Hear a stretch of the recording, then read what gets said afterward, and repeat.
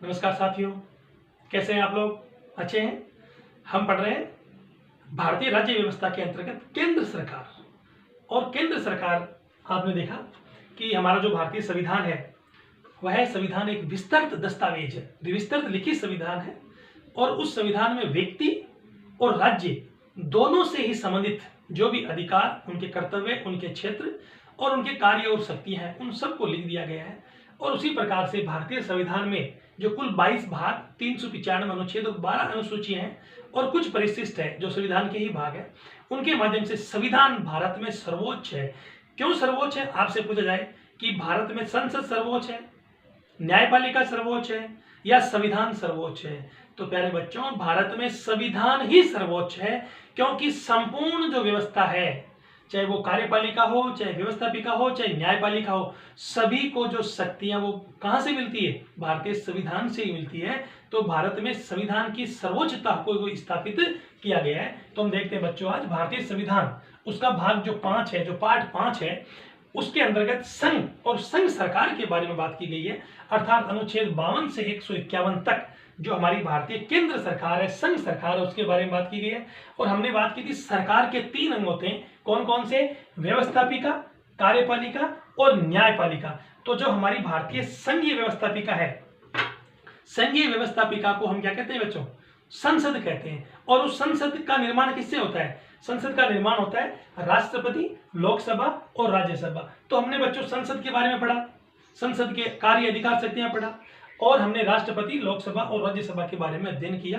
और आपने इसको अच्छी तरह से पढ़ा होगा, जिससे आपके सारे कंसेप्ट क्लियर भी होंगे। फिर हमने बात की संघीय कार्यपालिका। तो देखो, संघीय जो कार्यपालिका है, देखो आप देखेंगे संसद का भाग भी राष्ट्रपति है, जबकि संघीय कार्यपालिका का भाग भी क्या है? राष्ट्रपति है। तो हमने बच्चों पढ़ा इसमें संघीय कार्यपालिका में राष्ट्रपति, उपराष्ट्रपति, और आज हम जो हमारा जो मुख्य टॉपिक होगा वो होगा प्रधानमंत्री व उसकी मंत्री परिषद। और जो सरकार का व्यवस्थापिका, कार्यपालिका और न्यायपालिका। तो जो बच्चों तीसरा अंग है, क्योंकि व्यवस्थापिका कानून का निर्माण करेगी, और कानून को जो निर्माण किया गया है उस कानून को जमीन पर लाने के लिए किस प्रकार से कानून काम करेगा, उसको लागू करने का काम करेगी कार्यपालिका। और अगर व्यवस्थापिका और कार्यपालिका दोनों के द्वारा ही किसी कानून का उल्लंघन किया हुआ है, चाहे वो लोगों के अधिकारों का क्षेत्र हो या संविधान का उल्लंघन हो, तो वो चाहे एक वाक्य के रूप में हो, चाहे संपूर्ण कानून ही उसमें कुछ विरोधाभास की स्थिति हो, या कानून में कुछ ऐसी चीजें हो जो व्यक्ति के अधिकारों के खिलाफ है या संविधान का उल्लंघन करती हो, तो ऐसी स्थिति में ही भारत में जो नियंत्रण और संतुलन की व्यवस्था है उसके अंतर्गत बच्चों जो न्यायपालिका है, चाहे वो व्यवस्थापिका हो चाहे कार्यपालिका हो, दोनों पर नियंत्रण रखने का काम करती है। लेकिन साथ ही न्यायपालिका पर भी भारत की संसद के द्वारा संविधान से प्राप्त शक्तियों के माध्यम से क्या होता है? संसदीय नियंत्रण। कैसे?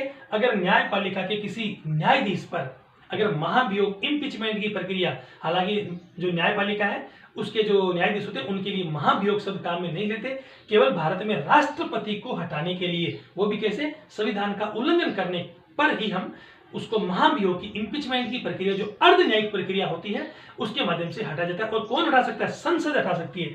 इसका मतलब ऐसी स्थिति में हमें लगता है कि संसद सर्वोच्च है, तो बिल्कुल सर्वोच्च है। क्यों सर्वोच्च है? क्योंकि संसद लोगों के द्वारा निर्वाचित एक सदन है। अतः हाँ, न्यायपालिका स्वतंत्र है, विधायिका स्वतंत्र है, कार्यपालिका स्वतंत्र है, और आपस में अपनी अपनी जगह सबके सब क्या है? जितने पिलर है वो पिलर अपनी स्वतंत्रता को कायम किए हुए हैं। तो एक पिलर, या हम कहें एक जो व्यवस्थापिका, कार्यपालिका और न्यायपालिका, वो 3 कमरों के समान है। आपस में एक दूसरे के कार्य व्यवहार में कोई टांग नहीं अड़ा सकता।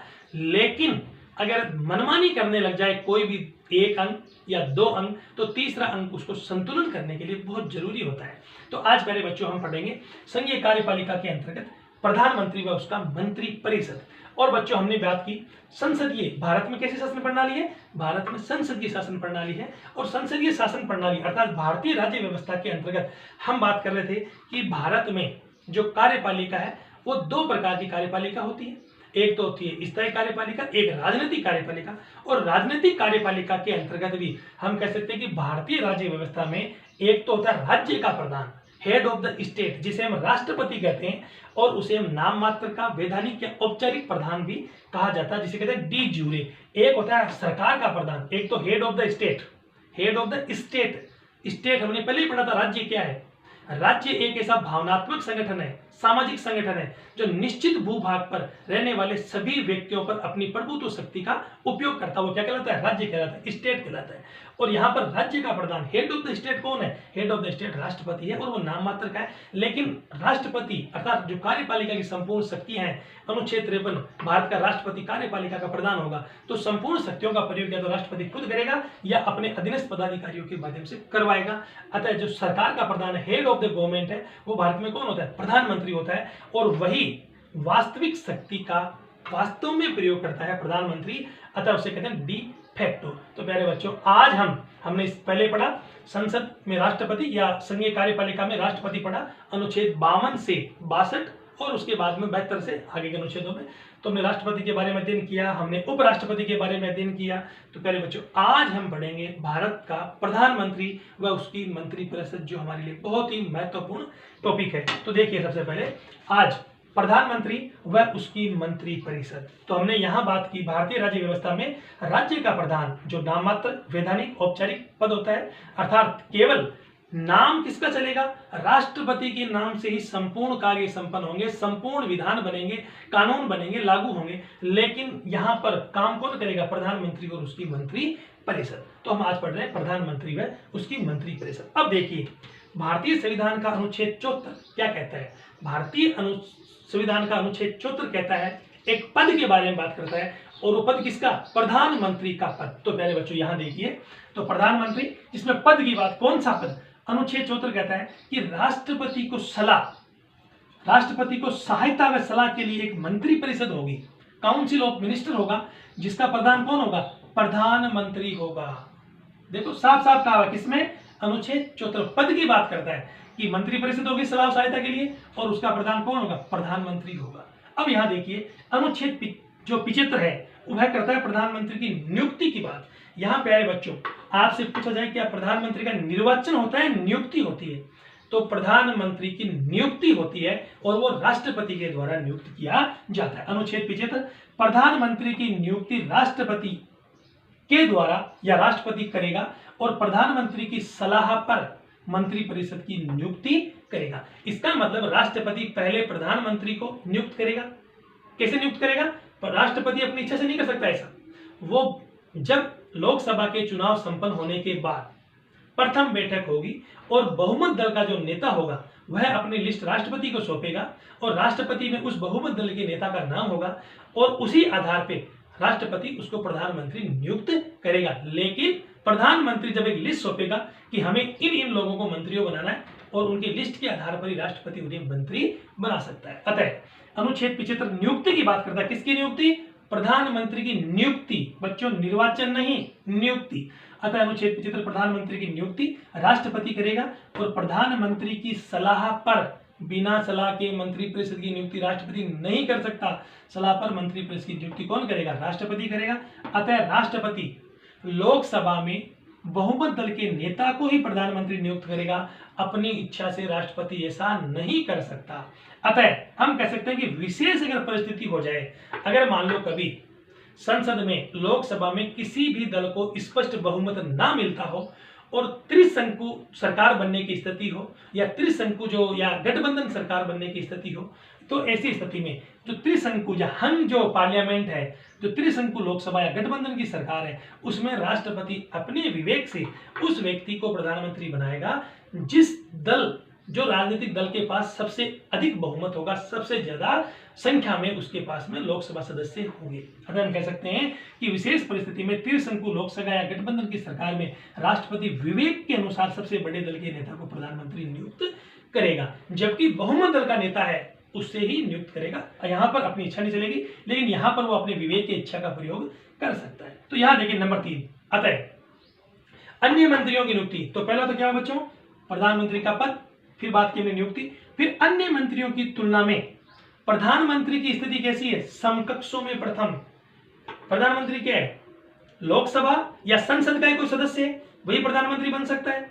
अगर वो संसद का सदस्य नहीं है तो 6 महीने के अंदर अंदर उसे संसद का सदस्य बनना पड़ेगा। या संसद का मतलब है प्रधानमंत्री बनने वाला उम्मीदवार चाहे लोकसभा का हो चाहे राज्यसभा का, किसी सदन से हो सकता है, उसे प्रधानमंत्री बनाया जा सकता है, लेकिन उसे संसद का सदस्य होना जरूरी है और वह सदस्य नहीं है तो उसे कम से कम 6 महीनों में संसद की सदस्यता प्राप्त करनी होगी। अतः हम कह सकते हैं अन्य मंत्रियों की तुलना में प्रधानमंत्री की जो स्थिति है बच्चों, वह समकक्षों में प्रथम है, अर्थात सबके सब बराबर है। आप देखो, जैसे आप मान लो एक कक्षा है, एक कक्षा में 50 बच्चे हैं और 50 बच्चों में किसी भी एक बच्चे को आपने सर्वसम्मति से मॉनिटर बना दिया, उसी कक्षा का बच्चा है, लेकिन आप सब ने चुनाव करके क्या कहा कि ये हमारा मॉनिटर है, तो स्कूल के प्रिंसिपल ने कहा कि ए या बी या सी जो भी व्यक्ति है वो आपका मॉनिटर है। समकक्ष होते हुए भी क्या हो गया, वो प्रथम हो गया। तो इसी प्रकार से जो अन्य मंत्रियों की तुलना में प्रधानमंत्री की स्थिति लोकसभा में क्या होती है, समकक्षों में प्रथम होती है।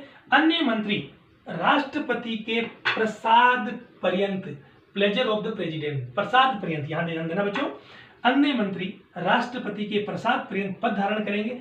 अर्थात हमने बात जब लोकसभा की बात की थी बच्चों, याद कीजिए, लोकसभा में जो मंत्री परिषद है, प्रधानमंत्री और मंत्री परिषद है, वो सामूहिक रूप से लोकसभा के प्रति उत्तरदायी होती है। अर्थात लोकसभा अविश्वास प्रस्ताव के माध्यम से जो प्रधानमंत्री और उसकी मंत्री परिषद है उसको भंग कर सकती है या उसको हटा सकती है। तो यहां पर देखिए, अन्य मंत्री राष्ट्रपति के प्रसाद पर्यंत पद पर धारण करेंगे। पद धारण करने का मतलब यहां पर जब प्रधानमंत्री जिन जिन व्यक्तियों की सूची सौंपेगा, उस सूची के आधार पर राष्ट्रपति उन्हें मंत्री नियुक्त करेगा और व्यक्तिगत रूप से जो मंत्री है वो राष्ट्रपति के प्रति उत्तरदायी होते हैं, जबकि सामूहिक रूप से वो लोकसभा के प्रति उत्तरदायी होते हैं। अतः राष्ट्रपति के प्रसाद पर्यंत का क्या अर्थ हुआ बच्चों, यहाँ प्लेजर ऑफ द प्रेसिडेंट राष्ट्रपति की इच्छा नहीं है, किसकी इच्छा हुई, प्रधानमंत्री की हुई। क्यों हुई, क्योंकि प्रधानमंत्री ने जो सूची लिख के राष्ट्रपति को दी, उसी सूची के आधार पर राष्ट्रपति ने उन्हें मंत्री पद की शपथ दिलवाई। और इसी प्रकार से जब प्रधानमंत्री एक सूची देगा कि किस मंत्री को कौन सा विभाग, कौन सा डिपार्टमेंट देना है, और उसी आधार पर उसको डिपार्टमेंटों का वितरण किया जाएगा, वो वितरण प्रधानमंत्री स्वयं करेगा। अतः हम कह सकते हैं कि राष्ट्रपति के प्रसाद पर्यंत का अर्थ प्रधानमंत्री की इच्छा ही मानी जाती है। फिर देखो प्रधानमंत्री का कार्यकाल। तो पहले बच्चों, प्रधानमंत्री का जो कार्यकाल है वो सामान्यतः 5 वर्ष का है। कितने वर्ष का है, 5 वर्ष का। लेकिन अगर लोकसभा में वह बहुमत सिद्ध करने में बहुमत सिद्ध ना कर पाए या लोकसभा अविश्वास प्रस्ताव के माध्यम से उसे हटा दे, तो ऐसी स्थिति में लोकसभा भंग हो जाएगी और दोबारा चुनाव होंगे। तो ऐसी स्थिति में कह सकते हैं कि सामान्यतः प्रधानमंत्री कार्यकाल 5 साल है और वो लोकसभा के बहुमत के समर्थन पर निर्भर रहता है। फिर लोकसभा अविश्वास प्रस्ताव कर प्रधानमंत्री को अपने पद से हटा सकती है। तो हम कह सकते हैं अगर प्रधानमंत्री है तब तक तो वो सब है, और जब प्रधानमंत्री का अविश्वास प्रस्ताव हो गया तो हम कह सकते हैं कि वो तैरते हैं तो सब साथ तैरते हैं और डूबते हैं तो सब साथ ही डूबते हैं। अर्थात जो ही प्रधानमंत्री ने इस्तीफा दिया तो स्वतः ही जितने भी मंत्री होते हैं उनका इस्तीफा अपने आप ही माना जाता है और इस प्रकार से वह लोकसभा भंग हो जाती है और दोबारा आम चुनाव करवाने पड़ते हैं। तो हम कह सकते हैं कि लोकसभा अविश्वास पारित कर प्रधानमंत्री को हटा सकती है। अतः कह सकते हैं कि तैरते हैं तो साथ और डूबते हैं तो साथ। अर्थात एक प्रधानमंत्री ने इस्तीफा दिया तो सबके सब अपने आप इस्तीफा, या वो कहेंगे सबके सब सरकारी भंग होगी एक तरह से। तो अब देखिए प्रधानमंत्री पद के लिए योग्यता है। तो प्यारे बच्चों, प्रधानमंत्री पद की संविधान में किसी योग्यता का वर्णन नहीं किया हुआ है। तो आप सोचो फिर उसकी योग्यता क्या होगी, तो आप विचार कीजिए।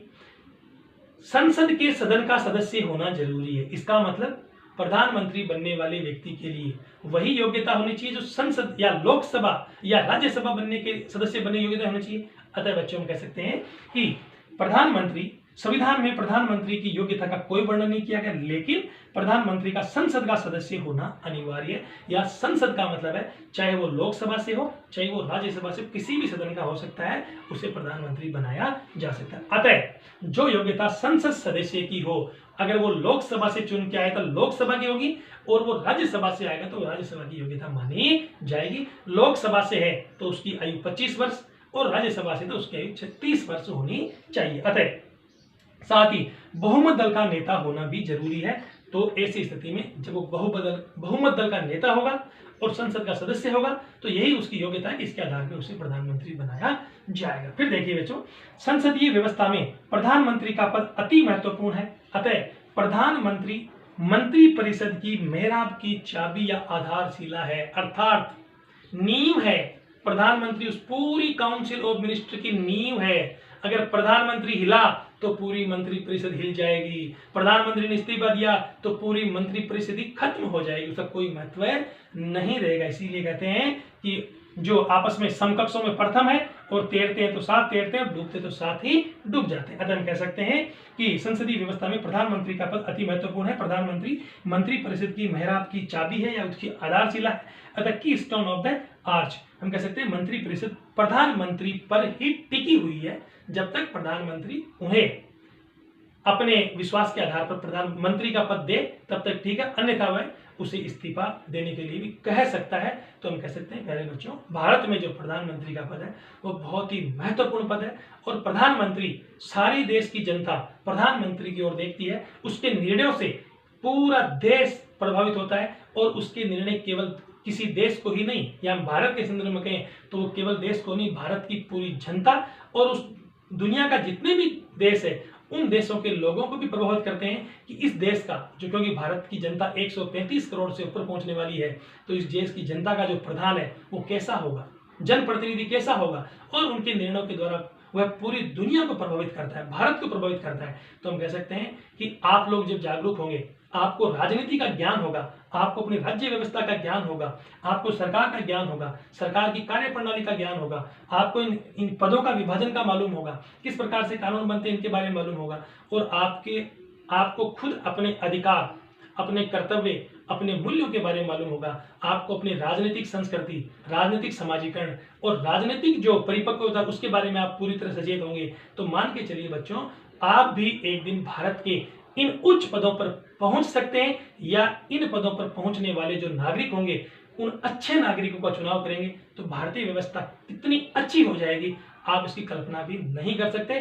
तो बहुत बहुत धन्यवाद। आप पढ़ते रहिए लगातार और अधिक से अधिक आप इसको अपने मित्रों तक, अपने दोस्तों तक शेयर कीजिए, कमेंट कीजिए, लाइक कीजिए और सब्सक्राइब कीजिए। आपने अभी तक नहीं किया है तो इस चैनल को, जो स्माइल प्रोग्राम के अंतर्गत रामचंद्र पोल 365, इसके अंतर्गत आप इसे सब्सक्राइब कर सकते हैं और दूसरे बच्चों तक भेज सकते हैं। तो प्यारे बच्चों, आज मैं आपसे एक सवाल पूछूंगा, उसका मुझे कमेंट बॉक्स में उत्तर देना है कि भारत के प्रथम प्रधानमंत्री का नाम क्या है, बताना है और वर्तमान में भारत के प्रधानमंत्री कौन है इसका नाम आपको लिखना है। बहुत बहुत धन्यवाद।